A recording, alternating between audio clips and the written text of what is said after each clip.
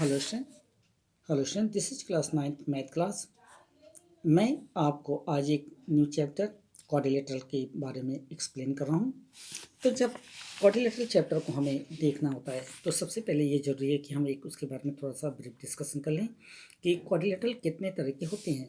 तो जब हम टाइप्स ऑफ क्वाड्रिलेटरल देखते हैं तो हम ये कह सकते हैं कि basically quadrilateral are different type such as पहला इमेज ये फॉर्म होता है और इसकी आइडेंटिटी होती है कि if two side are equal then it is said to be trapezium. अब टू साइड यहाँ कौन सा इक्वल हुआ, तो आप ये देख रहे हैं कि यहाँ पर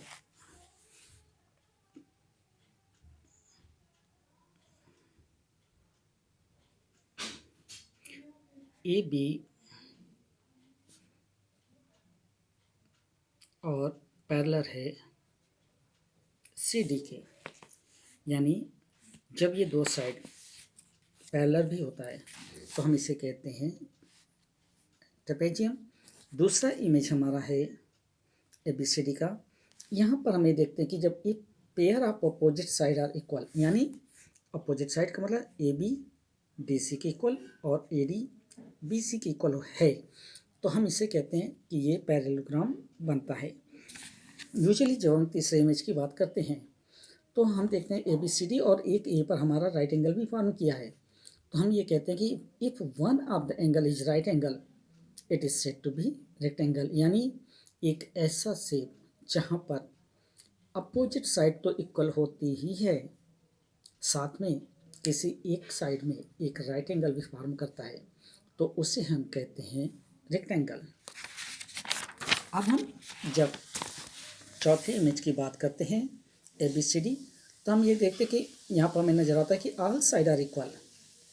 तो जब ये ऑल साइड आर इक्वल अगर है तो हम ये कह सकते हैं कि ये जो इमेज फॉर्म कर रहा है ये रंबस का शेप होगा। ऐसे ही अब हमने एक नया इमेज देखा, यहाँ पर भी कंडीशन वही है कि ऑल साइड आर इक्वल, लेकिन एक साइड राइट एंगल भी फॉर्म कर रहा है। तो जब हम ये कहते हैं कि all side are equal and one angle is right angle, तो इस तरह के क्वाड्रिलेटरल को हम स्क्वायर के रूप में जानते हैं। अब हम आते हैं इसका एक लास्ट पॉइंट आउट करते हैं। यहाँ पर हमने एक ए बी सी डी, इसे आप डायमंड से भी कह सकते हैं या काइट से भी कहते हैं। तो और इसमें आप देखते हैं कि ये A D equal to D C है और A B equal to C B होता है, यानी दोनों आमने सामने के साइड अगर इक्वल हैं तो वहाँ पर हम ये कहते हैं कि A D equal to C D और A B equal to B सी।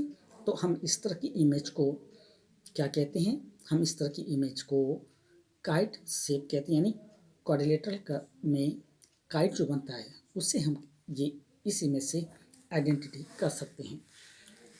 अब हम आप इस आइडेंटिटी के बाद आपको एक्सरसाइज 8.1 के क्वेश्चंस कल की क्लास में एक्सप्लेन करूंगा।